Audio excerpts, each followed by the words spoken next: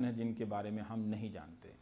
Delhi Sikh gurdwara management committee ने तो कमाल ही कर दिया है। पश्चिमी दिल्ली में कमेटी का गुरुद्वारा नहीं था तो इंजीनियरिंग कॉलेज में ही किचन की व्यवस्था कर दी गई और खयाला विष्णु गार्डन के मजदूरों और गरीबों के लिए भोजन बनने लगा। गुरुद्वारों में लंगर के कारण किचन का व्यापक सिस्टम तो पहले से होता ही है, मगर कोरोना के कारण लंगर बंद हैं। शारीरिक दूरी का पालन करना है, इसलिए यहाँ खाना बनता है और अलग अलग जगहों पर जाकर बंटता है। कभी प्रशासनिक अधिकारी तो कभी पुलिस तो कभी एनजीओ वाले जो भी मांग करते हैं उतने पैकेट्स दे दिए जाते हैं। देश भर से लोग सिख गुरुद्वारा मैनेजमेंट कमेटी को अनाज भेज रहे हैं, चीनी भेज रहे हैं, घी भेज रहे हैं, तेल भेज रहे हैं। रकाबगंज गुरुद्वारा के पास 50,000 वर्ग फुट का गोदाम है जहां 10-12 ट्रक एक साथ सामान उतार सकते हैं।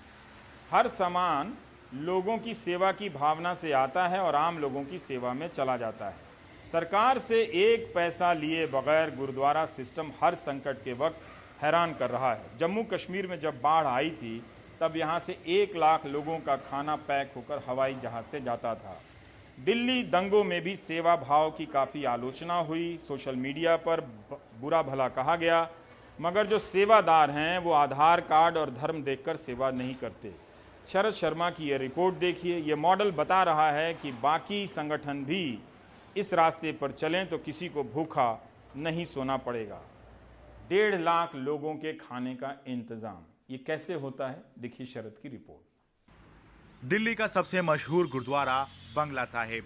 आम दिनों में यहाँ लगभग हर समय लंगर चला करता था। खाने के लिए बैठे लोगों की लंबी लाइन होती थी।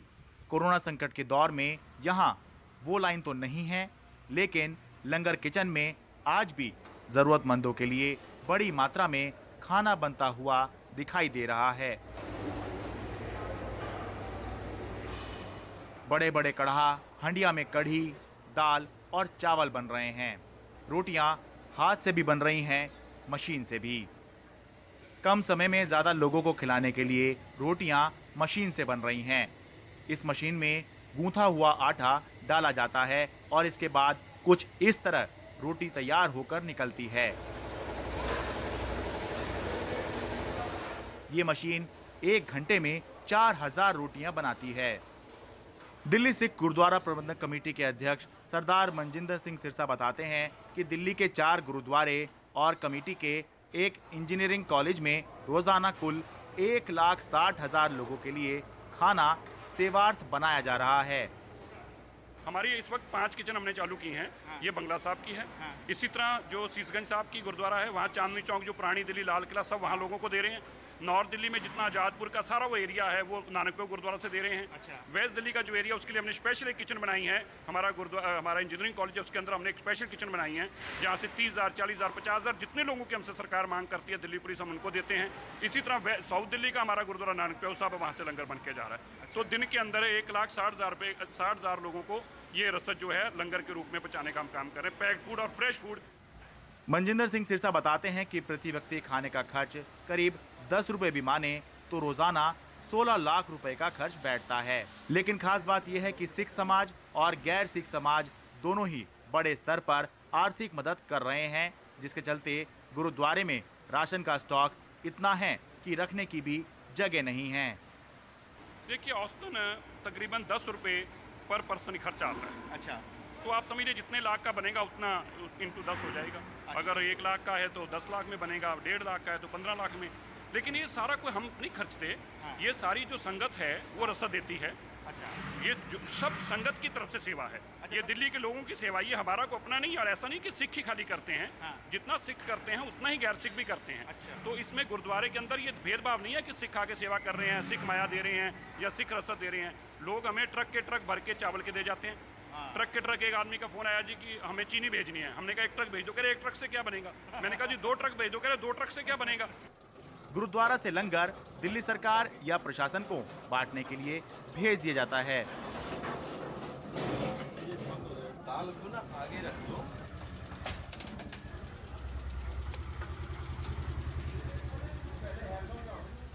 दोपहर के करीब 12 बज रहे हैं। नई दिल्ली के गोल खाने के पास एनडीएमसी स्कूल के बाहर खाने वालों की लाइन लगी हुई है। गुरुद्वारा से आए खाने के साथ दिल्ली सरकार फ्रूटी भी बांट रही है। यहाँ माजा भी बट रही है, तो कि केवल आज है या मुख्यमंत्री कॉन्स्टिट्यूंसी है इस वजह से है? नहीं नहीं, रेगुलर है। इन जहाँ तक मेरी जानकारी है, करीब करीब सभी जगहों पे या तो फल या माजा कुछ न कुछ दिया जाता है साथ में। यहाँ खाने वालों में मजदूर भी हैं और मजबूर भी। लोग खाना खा भी रहे हैं और घर भी ले जा रहे हैं।